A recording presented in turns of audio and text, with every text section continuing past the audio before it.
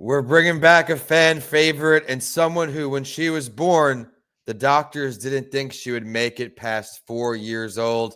Vincent A. Lancy here with Dr. Tomi Bryan. Tomi, thank you for coming back to the show. Thank you for the pleasure of being your guest again. It's always a joy to be with you.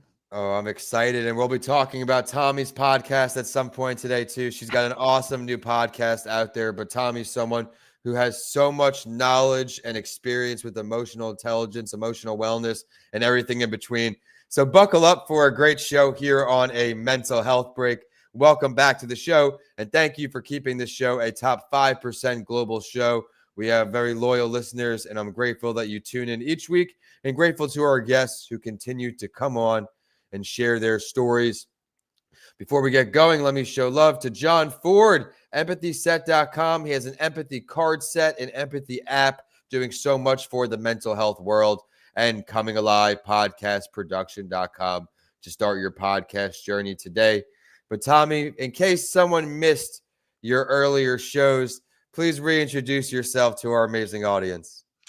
Hello, I'm Dr. Tomi Bryan. I'm the author of Emotional Intelligence 3.0, and I'm an emotional well-being researcher. There aren't a whole lot of us in the world because emotional well-being is an emerging discipline, so I feel privileged to be a pioneer in this um, teasing out of emotional well-being from mental health.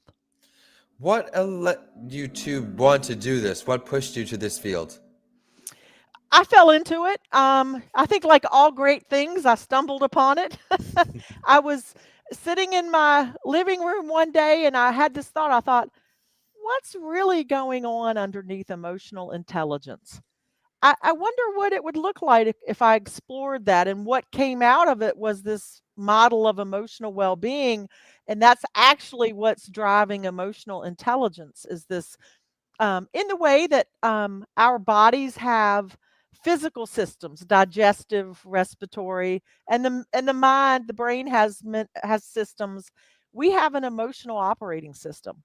It's I don't know that we've understood enough about it to tease it out as a separate thing, and that what I see is my work Sure. in the world is teasing out this emotional operating system, understanding how it works, so that we can all find our way back to emotional good health. You mentioned 3.0, the book. Let's talk about that because that could be something everybody can go ahead and start scrolling if this sounds like it's aligned. Yeah, so the book is about and in the model, um, yeah, I've had people say the book is a little academic, a little heady, and I think that's what happens when you're teasing out a new model is you're trying to figure out all the boundaries, and so you maybe get a little lost in the detail. I love the book; it does explain the model, and then we've created assessments around emotional well-being I love that. that are really important to understanding where you are in the emotional landscape. I, for one, like the academic ties because I would be a career student if it were free, right? If it were free, I would just compile degrees. I love to learn. That's great. Do you have another edition coming out planned in the future as things evolve, or what's the future looking like with or the writing? Yeah, thanks for asking. Actually, what I've been doing is to give faster access to the material as it evolves because I keep conducting research, I keep conducting studies.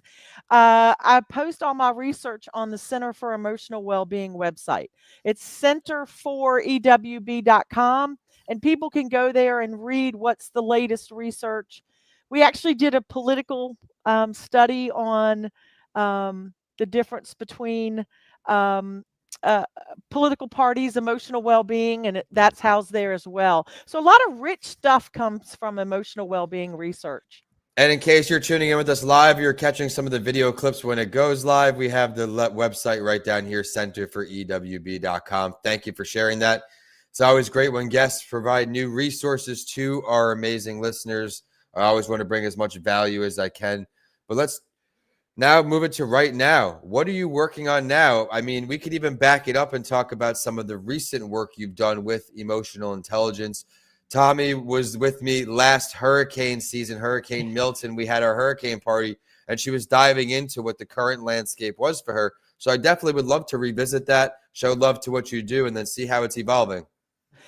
Thanks for that question. It's been and Vince, you're an entrepreneur, right? You keep clicking the dial a little bit until you can find what really speaks to the rest of the world. Sure. And so not a lot of people are familiar with emotional well-being research. So I've been twisting the dial to try to find the right place. And what we've discovered is the connection between stress and burnout and poor emotional well-being is really strong. And there are all sorts of things that organizations and individuals can do to ensure that they don't reach burnout, right? Right. Ongoing stress leads to burnout. And we've been sort of doing these ripped from the research headlines, right? Yeah. And one of them is, and this is both individuals and organizations do this. It's the key indicator of whether you're in emotional balance or not, and it's whether you're entangled or engaged, whether you as an individual are entangled with others or engaged with them. And it's the same for organizations. Organizations can entangle their people when they don't have the right processes and procedures. And so it's really been beautiful with my coaching clients, they'll come and they'll say something. I'm like, well, are you entangled or are you engaged? And they immediately get the difference. So it's a beautiful, simple way to help people understand, oh, am I far too involved? I love that. I'm putting that here in the show notes when we go live. Entangled. That's great, Tomi. Thank you for sharing that. Everyone, we're just getting a glimpse at all the value, so stick around to the end of the show. We'll give her website and everything in between. But I did promise when we start, you've got an awesome new podcast. Tomi's been on our monthly strategy sessions. Anyone out there, if you're an aspiring podcaster and you just want to get involved in some conversation, reach out to the team. We'll add you to our monthly call so you can check it out for a month, meet great podcasters like Tomi. But Tomi, what's the title of the podcast? What led to the podcast? Well, so first of all, it's the sacred gut punch. And before I dive into that, Vince, I just want to reflect back to you what a beautiful human being you are in the world and how grateful I am that we have you in the world because you are always in service of making things better for others. And Thank you. that is what makes the world a better place. And I just want you to know that I see that in you and Yeah. thank you for that, Thank right? you. Thank you. And I've gotten so much from you already about podcasts. Anybody who signs up is going to get a wealth of information Thank you for that. about podcasts. But yeah, the Sacred Gut Punch podcast is about resilience. It's such an essential part of emotional well-being. I really wanted to focus on a facet of emotional well-being that spoke to people. And so what we're doing is we're telling, stories of everyday wisdom keepers who got that gut punch and how did they find their way back to themselves again after that takedown, right? And I find human beings to be so beautiful and so resilient, and these stories so inspirational. It's just been a privilege to share with the world what others have to say. Who would you say your target guest is? Maybe someone's listening or viewing on. Who would you say would be a good fit for your show? Anyone who's struggling with one of those sacred gut punches, right? Maybe your spouse came home and said, "I'm done," and walked out, and you had no inkling, right? Or you're trying to overcome substance abuse, or you're trying to figure out where do you fit in the world? Mhm. Or maybe you have an illness that's going to be lifelong, right? Some sort of autoimmune disorder, and you want to understand, how do I stand in the middle of all of this and find myself again? Well, thank you for putting that out into the world, everyone. We're getting closer to finding out her contact information. But if you want to click pause right now, go into the podcast directory, add that to your queue because she's going to be putting out more great episodes. I'm looking forward to, as we're recording this month's strategy session, because we're doing a fun podcast team call where we'll be talking about our why in podcast hosting or guesting. So look out for a fun bonus episode, everyone. You'll get to meet a lot of great podcasters. And again, if you are an aspiring podcaster and you want to just connect with other folks, learn a little bit about it, This doesn't cost any money. Email Danica podcasts by Lancy. That's plural podcasts at gmail.com. But we're going back to Tomi. I know you can give a lot of value here. You see a lot of patients. You've had your own journey. What is a piece of mental health advice you can offer our listeners if they're going through a tough time right now? I have a friend, Mel, who always says, no matter what, look for the light. I think it's the same thing that oh gosh, the guy who wore the red sweater. I can't believe I can't think of his name. Hmm. You know what I'm talking about on PBS? Oh, Fred Mr. Rogers. Rogers. Mr. Rogers. Mr. Rogers, I don't he know if said, his name "Look is for Fred. Yeah, right, maybe. look for the helpers, right? Look for the light, look for the helpers. When you're and actually, and when I say look for the helpers, look for the light, it's to remind you you are never alone. That's the point of the podcast, right? The sacred gut punch. You are not alone. You may feel alone, Yeah, but you are never alone. And there's always someone, not, and they don't necessarily need to help you, but they can sit with you. Just being in community with like-minded people, people who've struggled and survived, I think that's where we can find inspiration. I can't help but smile because I know all of the good that you're bringing into the world with that. That's just getting started. So everyone, remember to take a listen to that show.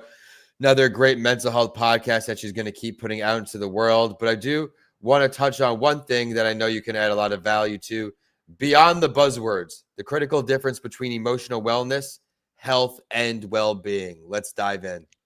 Yes, yes. So, emotional well-being is that state, right, that we achieve Yeah, when we engage in emotional wellness activities, right? And so people will get all these, intertwined, but emotional wellness is about the things that we do that create emotional health, that love it. lead to the state of emotional well-being. That's such a Make sense? simple, it's a simple way to put it the way you just did. And I hope that brings clarity, everyone out there. Please continue. Yeah, well, I mean, that's the crux of it, right? Is that we have to do things that create this ultimate state of emotional well-being. And when we call emotional wellness the same thing as emotional well-being, we're confusing those boundaries, right? Emotional well-being is that ultimate state of self-acceptance that leads to wholeness. What are some things you do for you, Tomi, to get to that place in your world? You know, I love a hot bath with teal lavender bath salts, right? Okay. That's every day. At the end of the day, I'm going to put on some music that's either chanting or bowls being hit or water running, and I'm going to climb in that tub and I'm going to let all the worries of the day just float off of me. um and so that's my favorite thing. Do you have a thing that you like to do? I love taking walks throughout the day, and I'm very, very intentional with it because outside I just have a long sidewalk where I am, so I can just hop out and it just takes a few minutes, but just hitting the sunlight for a few minutes and coming back is very invaluable to me. I know it may not work for everyone, but for me, sunshine's a mood elevator, and it, as long as I'm not in the sun too long, like at the beach, just for a few minutes, it doesn't drain me of the energy, but actually puts the energy back into me. I try to limit my caffeine to a day or two, maybe at the end of the week. Yep. But the only way I do that is through exercise in the morning, taking walks, and taking breaks. I'm a big time blocker. You've heard me say this if you followed my shows. I think you and I have talked about this before too, Tomi, where before bed, I'm timing it out. What do I have to do? Like today, 1:30, Tomi's on the calendar, and all of these things. I find I'm way less stressed. I accomplish tasks way quicker outside of recordings, of course. And that's just working with anxiety opposed to letting anxiety overtake me, which I think is important. And it took me a while to overcome that hill. Would you like to add to that about that? Well, so I'm a big list person too, right? When I can Yeah. map out my day, it does reduce my anxiety because I can see how it all unfolds. Yeah. And I think a second thing, like you, I love exercise. I don't even know what to call myself, a semi-professional or an amateur weightlifter. Okay. Um, Yeah, and so I lift a couple of times a week, and that's really big for my mental health and my ability to keep myself even keeled. Mhm. But what I love about the emotional well-being research that we're seeing in the world is something as small as 6 deep in and out breaths will reset your emotional system, right? And give you some space. And so it doesn't have to be a big complicated thing like a 30-minute nature walk. It can be 6 in and out deep breaths or just 2 minutes of silence and observing where your body, what am I feeling in those 2 minutes? Those are very valuable things for resets. I've started taking on breath work more in the last 12 months than ever and taking those big, deep breaths. It may sound silly because it did to me for a long time, but just being intentional with it. Meditation was always very hard for me because of my anxiety. But with Lent that just passed, I not only gave up candy when I wanted it, but I also took something on as much as I could. I wasn't every day like the Lent, but meditation, just a few minutes. I have this Insight timer app, but like the breath work, just Mhm. remembering I can recenter, take these deep breaths, a couple in, longer out, right? Two and then four, for example. And I think it pays major dividends when you're in a go, go, go career, especially where you need to be intentional about how to calm down, like penciling in breaks on my time calendar and everything between. But Tomi, I've had a great time, as I told you before we get started. We know what you're up to next. We know everything that's going on. When will your next? I know you do articles as well, not just books. Do you have any publications scheduled, or what can we be on the lookout for right away? Yeah, so there's no rhythm to the journal articles that get released on the Center for Okay. Emotional Wellbeing. It's just an idea wakes me up at 5 a.m. I'm like, oh, I should write about that. I should research that, and then they'll come out. And so no rhyme or reason to that. But the podcasts come out. I think every other Friday, unless there's 5 Fridays, then you're not gonna right. It's gonna start over the next month. Um, and then we have. Uh, you keep showing Brian Insights, which I appreciate. That's our assessment center for emotional well-being. People have any interest in wanting to understand what assessments are available for their emotional well-being, they can go check there as well. That's great. And I had the other website up there because we are in such a good talk. I didn't realize. So, hey, I gave you the free shout out. Make sure you show Tomi some love out there with her articles. Keep posting for her. This has been great. Now, Tomi, remind the audience, where are you streaming in from today? Greensboro, North Carolina. So it's starting to get nice again. Yes, it is. And I joke this is the home of emotional well-being. The world just doesn't know it yet. I love it. Do you do any? I know you have a lot of great nature out there. Do you take walks or hikes when it does get not cold? Yeah, so fortunately we are lucky to live on a golf course, and so my husband and I will take walks around the golf course. Lots of nature, right? We've got some creeks, and there's the turtles and the little fish, and just have a real good time. Fortunately, no snakes. I hope it stays that way. But yeah, so that's what I love doing. We have snakes, not too many snakes down here, or at least in my part of Florida. I'm more central Florida. The lower Mhm. you go, you definitely have more wildlife, Yeah. you could say, similar to out west. But everyone, before we sign off, Tomi, if there's one thing people can do today to take care of their emotional well being and increase their emotional intelligence from what you've seen, an entry level starting point, what could they do? Take that 2 minutes. Take that 2 minutes wherever you can to just reset that emotional operating system. And it doesn't have to be anything special. It can be just closing your eyes, right? That's going to make the difference and give you a small reset, right? It's just a reset. And oh man, these show notes are awesome. How to avoid burnout, entangled versus engaged, how to create the ultimate state of emotional well-being, and how to reset that operating system. What a just a glimpse of all the great work you do, Tomi. Thank you so much for coming on the show. Tomi's a longtime supporter. She supports this show every month as well to help keep going. So we always appreciate her support there, Tomi. Where can we find you online? How can we connect with you? And again, everyone, if you're viewing on, I have one of her websites here, bryaninsights.com. Yeah, so on LinkedIn, you can find me at Dr. Tomi, Tomi White Bryan. There's also the Emotional Intelligence 3.0 page on LinkedIn. Love to connect. Expanding my circle with new friends is always a joy. And Vince, I just feel so grateful to have you in my life. Thank you for this opportunity.